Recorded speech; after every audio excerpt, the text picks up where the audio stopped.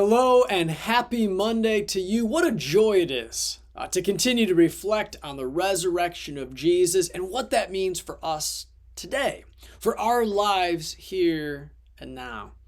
In the sermon yesterday, we heard about how Jesus is the embodiment of peace. Jesus comes to us in flesh and blood, embodied peace.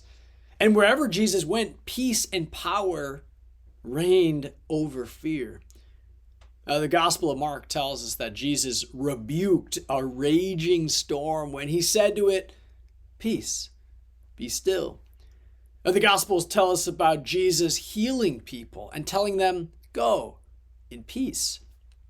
In our Gospel reading yesterday, we heard that Jesus appeared to the disciples as they're huddled together in a locked room, and he tells them, "Peace be with you." You know, the Gospels make it abundantly clear. Jesus is greater than fear. The peace of Jesus overpowers the fear of this world. More simply, we could put it like this: peace is greater than fear. And that's important for us to remember. In fact, this is a form of apologetics. In a world full of fear, the people of Jesus, we live, we move, we have our being with the peace of Jesus. In the early church, when Christians were being persecuted, people couldn't help but notice that these Christians had peace. Even as they were being persecuted, they had peace even when they ought to be afraid. And in the same way, we can live without fear because of Jesus.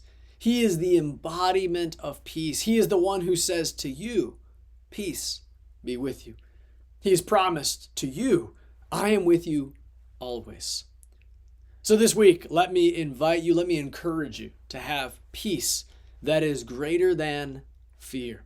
In fact, you might want to even write this down. Write down peace greater than fear as a way to remember this peace of Jesus. Well, speaking of peace over fear, I want to tell you about something that your St. Luke community recently did.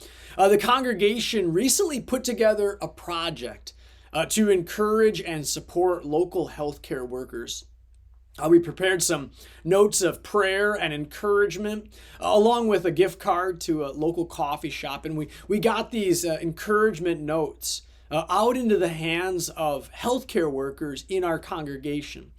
And we gave them the instructions to share these cards of encouragement, these gift cards, with their coworkers, especially someone who really needed extra encouragement and prayer. Well, anyway, one of our healthcare workers was recently telling me about her experience in handing these cards out. I want to share just one of her stories. It was powerful. She was telling me about a coworker, a brand new nurse, 2 weeks out on the job. And this new nurse had had a terrible night, dealing with very, very sick people. By the end of the night, she was in tears, just overwhelmed. Well, this St. Luke member, who's also a nurse, she handed one of these prayer and encouragement cards, one of these gift cards as well. And she encouraged her coworker. She reminded her that Jesus loves her, that God's got her. And she said that her coworker began to cry. This time it wasn't tears of stress and overwhelm. It was tears because she was touched by this gesture of love and kindness and peace.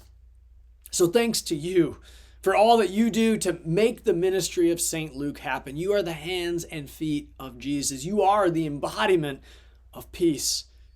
Now, one quick reminder that the month of May, our 11 o'clock service at Meridian Campus is going to be outside. So starting in the month of May, Sundays, 11 a.m., Meridian Campus, that service will be outdoors.